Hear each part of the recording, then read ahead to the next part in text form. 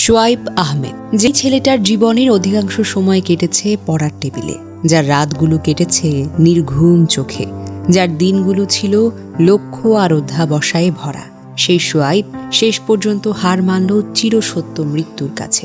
2015 সাল বাংলাদেশের সবচাইতে কঠিন ভর্তি পরীক্ষাগুলোর একটি, বুয়েটের ভর্তি পরীক্ষা। হাজারো মেধাবী শিক্ষার্থীকে পেছনে ফেলে তিনি অর্জন করেছেন প্রথম স্থান। এটা কেবল সাফল্য ছিল না, এটা ছিল মেধার ইতিহাস। ঢাকার নটরডেম কলেজ থেকে উচ্চ মাধ্যমিক শেষ করে 2015 সালে বুয়েটের ভর্তি পরীক্ষায় অংশ নিয়েছিলেন শোয়াইব। ভর্তি হন electrical and electronic engineering triple বিভাগে। কত রাত জেগে পড়াশোনা, কত না বলা কষ্ট, কত ত্যাগ, সব মিলিয়ে একটি স্বপ্ন ছিল, ভালো কিছু করতে হবে, নিজেকে প্রমাণ করতে হবে, দেশকে কিছু দিতে হবে। কিন্তু জীবন তাকে সেই সময়টুকু দেয়নি। দীর্ঘদিন ধরে তিনি ভুগছিলেন ব্রেন টিউমারের মতো ভয়াবহ জটিল রোগে।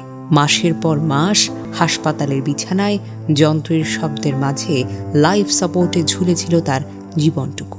অবশেষে শুক্রবার 9 জানুয়ারি ঢাকার এভার কেয়ার হাসপাতালে চিকিৎসাধীন অবস্থায় তিনি শেষ নিঃশ্বাস ত্যাগ করেন। একটা উজ্জ্বল জীবন নীরবে থেমে গেল।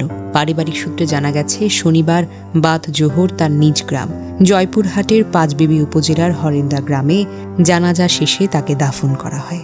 একটি গ্রামের বাড়িতে শুয়ে পড়বে এমন এক মেধা, যাকে দেশ আরও কিছু দিতে পারত। শোয়াইবের মৃত্যুতে গভীর শোক নেমে আসে বুয়েটের ক্যাম্পাসে। সাধারণ শিক্ষার্থীদের পক্ষ থেকে প্রকাশিত হয়েছে শোকবার্তা। শোয়াইব আহমেদ ছিলেন অসংখ্য শিক্ষার্থীর অনুপ্রেরণার নাম। ভর্তি পরীক্ষায় তার সাফল্য আমাদের অনেকেই বুয়েটে পড়ার মতো স্বপ্ন দেখাত, সাহস যোগাত। 15060001 এই আইডি শুধু একটি রোল নম্বর নয়, এটি মেধা, অধ্যাবসায় ও বিনয়ের এক উজ্জ্বল প্রতীক। অসামান্য সাফল্যের পরেও শোয়াইব ছিলেন অত্যন্ত শান্ত, অত্যন্ত বিনয়ী। সবচেয়ে কষ্টের বিষয়, যে মানুষটা নিজের জীবনের কাছে হার মানলেন, তিনি আবার জুনিয়রদের কাছে রেখে গেছেন আশার কথা। এক সাক্ষাৎকারে শোয়াইব বলেন, যে বিষয়ে পড়ার সুযোগ পাও না কেন, সেটাতেই চাইলে সবচাইতে ভালো করা সম্ভব। হতাশ হবার কিছু নেই। আজ সেই কথাগুলো আরও বেশি ভারী হয়ে ওঠে, কারণ জীবন সবসময় পরিশ্রমের ন্যায্য মূল্যটুকু দিতে পারে না। কখনো কখনো সবচেয়ে মেধাবীরাই সবচেয়ে কম পাওয়া যায়।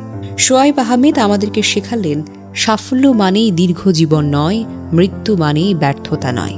কিছু মানুষ অল্প সময় বাঁচে, আর কিছু মানুষ চিরকাল থেকে যায়। এই মৃত্যু আমাদেরকে আবার মনে করিয়ে দেয়, মেধা থাকলেই জীবন লম্বা হয় না, সাফল্য থাকলেই সময় পাওয়া যায় না, সব স্বপ্ন পূরণের আগেই জীবন থেমে যেতে পারে। শোয়াইব আহমেদ আবার প্রমাণ করলেন, মানুষ বড় হয় তার অর্জনে নয়, মানুষ বড় হয় তার চরিত্রে। হে আল্লাহ, তুমি শোয়াইব আহমেদকে ক্ষমা করো, তার কবরকে প্রশস্ত করো, আর তার পরিবারকে দাও এই শোক সহ্য করবার মতো শক্তি।